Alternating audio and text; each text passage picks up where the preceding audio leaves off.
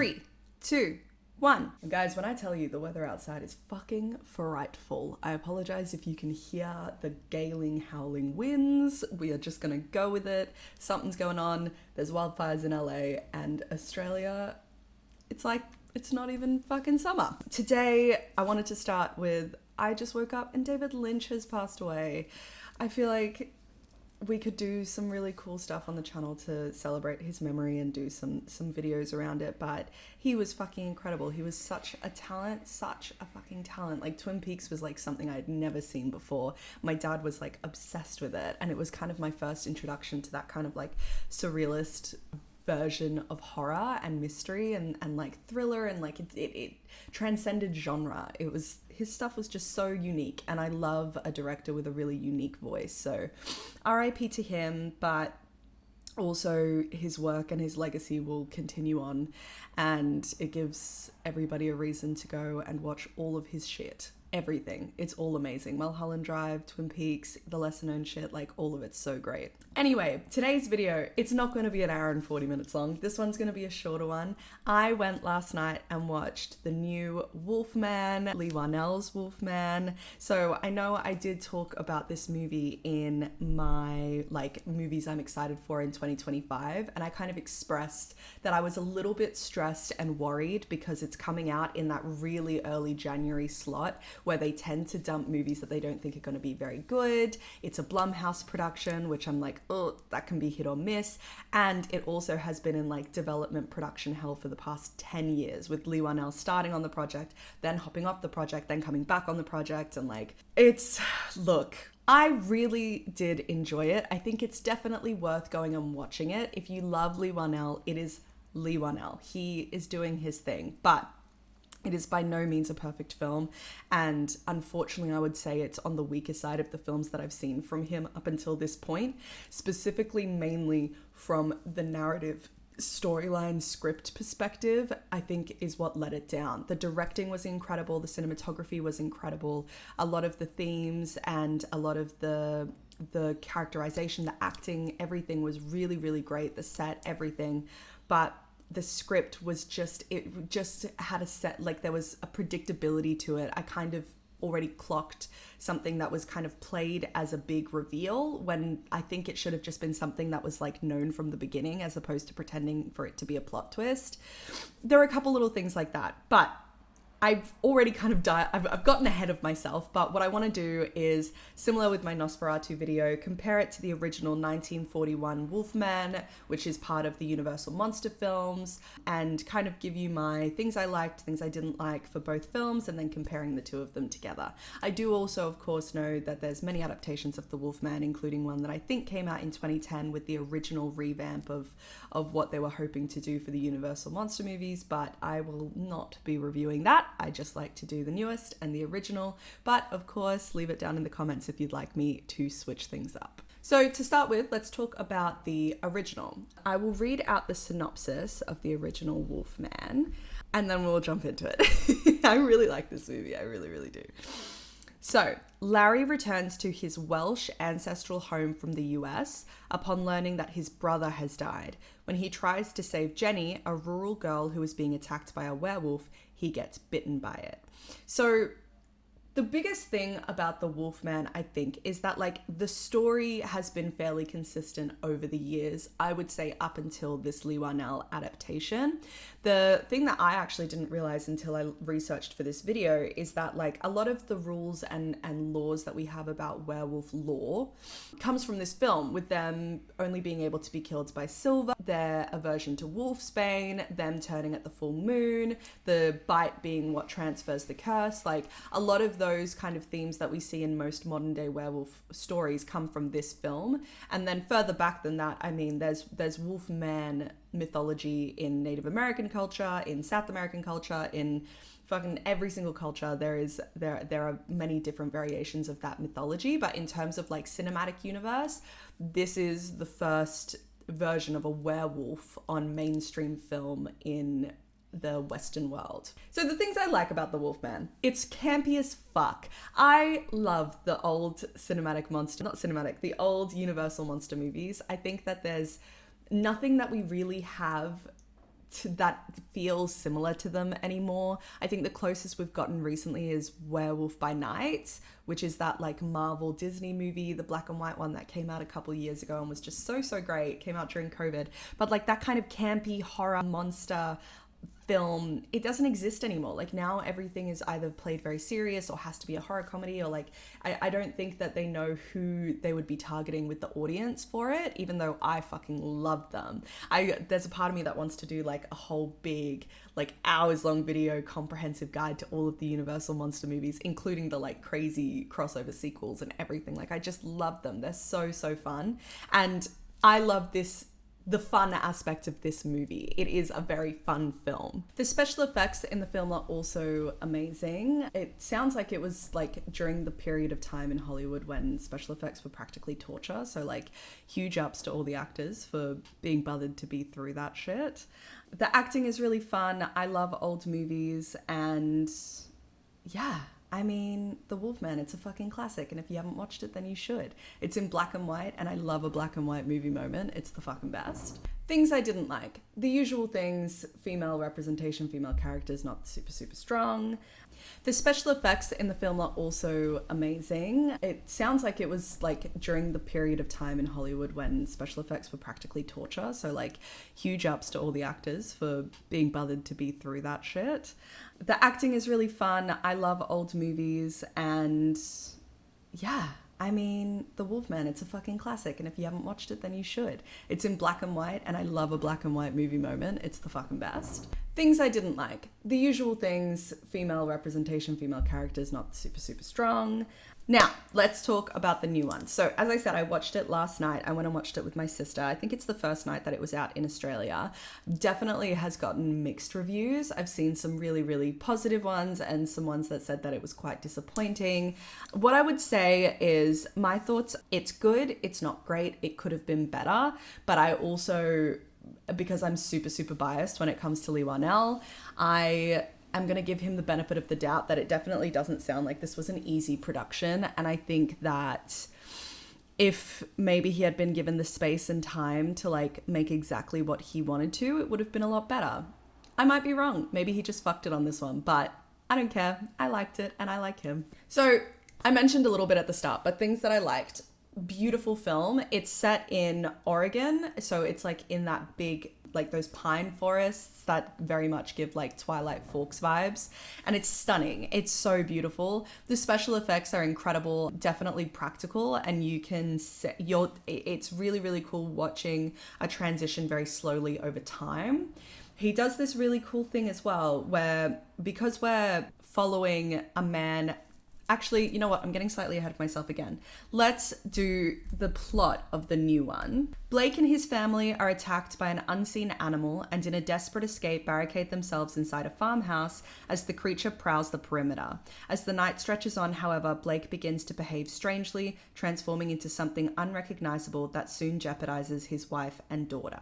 So what I would say is Leigh Whannell kept the bones of the story whilst kind of taking away all of the cliche bigger points that you kind of know from werewolf lore. Like, Silver's not here. It's not a gothic story. There's no like hunt for a cure. This is like primal animalistic transformation that is basically, it is what it is.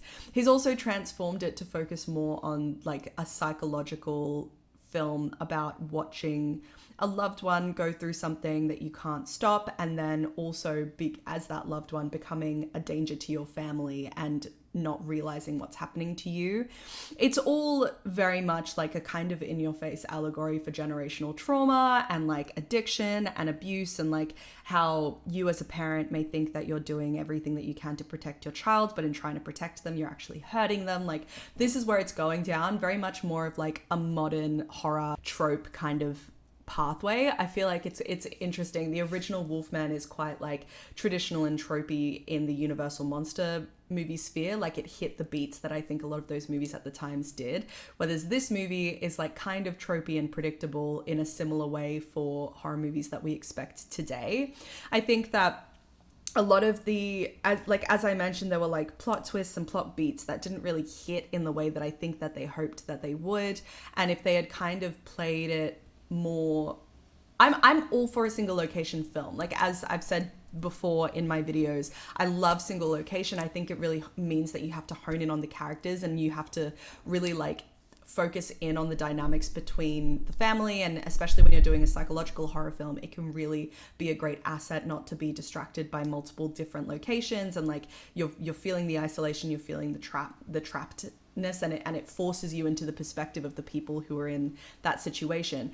But the issue is, when you're in a single location film, it also gives you not very much space to fuck up. So if there's a moment in the film that it drags, if there's a moment in the story that it kind of feels like repetitive or a bit cliche, it's out and front and center, and there's nothing that's going to hide it, because there's nothing to hide behind. But let me talk about the things that I liked. So the cinematography was stunning in a very similar way to Upgrade and Invisible Man and the other things that Leigh Whannell has worked on. Like the colors, the lighting, the location, the set design, all of it is just absolutely incredible. He never misses with that shit. And the camera work, and he does something really interesting. And I love like how creative Leigh Whannell gets with his camera work, like with the cinematography and the cinematographers that he uses. And like with Upgrade, when the camera would move with him when he's fighting the villains and stuff, when he's now controlled by the chip, in a similar kind of like creative move,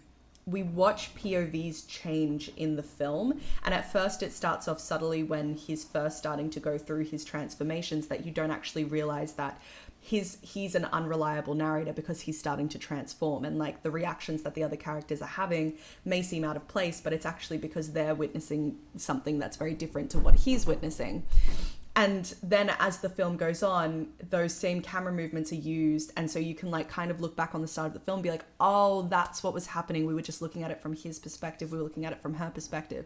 And I thought that was really, really cool. The acting in this film is amazing. There is a kid in this film. She probably didn't need to be in it, but like the whole plot is based around family unit, generational trauma, his relationship with his dad, and how he then progresses and it impacts the way that he has his relationship with his daughter. So she does have to be there, but I can't help but think sometimes that people just make things with a kid because it makes it a more commercially viable film. But I also do think that she is baked into the actual script and the plot, so understandable. But she was a really cute child actor. She was very good. Like she didn't really have the most to do, I would say. And like, it's not like as though the script was in any way kind of pushing her emotionally, but she was good. She didn't like stand out to me as somebody who, as a child actor that really took me out of the film. Julia Garner, who I had previously watched in Inventing Anna, was incredible, but the only thing I would say is that she is, I'm pretty sure, like 30 or so. So she's like the same age as my sister. And Christopher Abbott, who's like playing Blake, who like gets bit and caught and all that kind of stuff, he is a bit older. And like, I feel like the disparity between their ages, it made it seem like they were trying to make her seem older than she actually was, as opposed to just like casting someone a bit older, I guess. So one thing that they do, I don't really understand why they put it at the start of the film, but they kind of put this like text over the Oregon mountain area and are like, in 1995, a hiker went missing, and the Native American people believed that he became the Wolfman, like the Wolfman of legend or whatever, which is cool, except they don't really delve any further into it. But I guess it's like a nod to the fact that these myths and legends have existed far beyond like European Gothic literature. But the one thing that I will say is that I really like the more like primal design of the creature in this, and like watching the one thing that this film has is fucking body horror, like, and it's quite effective body horror as well. As he's like going through this transformation over the night, he like continuously is like becoming less and less human looking, and you can see the mother and daughter like continuously trying to still see him as the man that they loved, whilst he is literally transforming into a monster in front of their eyes. But I do really like the design. It's a lot more animalistic, and look, you can't really compare it to a film from the 40s. They were literally like taping burnt yak hair to the guy's face. But this is done practically, and it is done in a way where it's more of a wolf-human hybrid as opposed to just like a hairy dude. So I really enjoyed that. I really enjoyed the use of practical effects as well. I think in both films they have like the like kind of foggy forest is a character in both the original and in the new one, but I think moving it to Oregon is so smart because the set speaks for itself. It was filmed in New Zealand actually, but like it's so gorgeous and beautiful, but also so fucking terrifying, whether it's like at nighttime or during the day. You instantly feel the isolation, you instantly feel like you're being watched. It's so dense, but it's so beautiful too. And I think that the tension and the atmosphere in the first half of the film was really, really good. It was more so once they kind of like, once the bite or scratch had happened and he had moved into the cabin and they were like kind of trapped there trying to escape the wolfman, the original wolfman that was like outside, that was kind of when I think the adrenaline and the pace of the film hit a bit of a wall, because all of a sudden it was like from, you know, pretty straightforward, like gets bit, runs to the house, blah, blah, blah, like tension that we've been feeling for the entire first half of the film. All of a sudden it's like turned more into the psychological familial drama side of things, which I think is good and definitely should have stayed in it. But I think could have potentially been done with a little bit more finesse and a little bit more creativity with the single use location to kind of keep the tension rising, as opposed to just drawing it out and being like, oh, he's obviously turning, and like we know that that's happening. That is something that is clear from the beginning. We've all seen a werewolf story, as opposed to treating the audience like, oh my god, what's going to happen? Like we know what's going to happen. So that can't be where the tension is coming from, because we need to be feeling it from the danger that he could potentially be to his kid and his wife, which we do see little parts of that, but they're just like too few and far between. He like almost doesn't become a threat until like way too late on, which is fine. But if then we're focusing on his transformation and him slowly developing into this monster, there are ways that we could have done it in a more dynamic fashion to kind of keep the pace moving or tighten that part up, and then focus more on like the battle between the two wolfmans, or like focus more on him then fighting for control or whatever. And this house is really massive, and there's lots of different parts and lots of different set scenes that could have been used, but almost everything was just used in a real rush at the end, as opposed to really playing around with the single location, or playing around with the fact that when the lights are off, the house feels like completely like you're lost in it because it's so big. So anyway, so as I mentioned, I do think that there were some things that were a little bit too predictable in the story, but I also can see that he was trying to maintain some semblance of the Wolfman story in his film, because ultimately, like, he's removed a lot of what it initially was in terms of like big group of hunting people, like more of a love story, more of like a love triangle, and like all of these kinds of like staples in Gothic literature and old school horror, and replaced it with a familial drama. So for him to still be able to tie it into the Wolfman in a way that would feel authentic, he needed to keep some of those beats. And I do really enjoy the fact that he kind of just focused in on that first transformation, as opposed to like rushing through that, having it as a moment of like, oh my god, he turns into a werewolf and then he turns back into a human. That's not the case. Like once they're a wolf forever, and he's like forever turned into a monster. So making that choice, I think, was really good, because it gave like a countdown as to when they would lose this character forever, and you feel that emotional grieving journey with the family. But the issue is, because we all know this story and because we all know what's going to happen, there was nothing that was surprising, and there was one piece that was supposed to be played as like some sort of plot twist, but ultimately it was so predictable that it could have been something that was like understood from the very beginning, and it wouldn't have impacted the plot in any kind of way. So that would be my one thing. I like understand why it was predictable. I think it just kind of meant that nothing was surprising, or it didn't feel like as though any of the scares or anything kind of were effective. I do also like the fact that both of the films kind of take from hunting culture of the time. It's like a very classic, I guess, thing, monster in the hills, we're going to get a group together, we're going to hunt them down, which you see in the new one as well, but more from like the stereotypical hunting like hunter that we think of now, who's like a recluse in the middle of the woods, wears a flannel jacket, like is pretty gruff, has a bit of a military background. And then back then it was more of like the wealthy guys who all sat around, had their deers mounted on the walls, and like wanted to go with their pretty boots and shit and like make a big deal about hunting.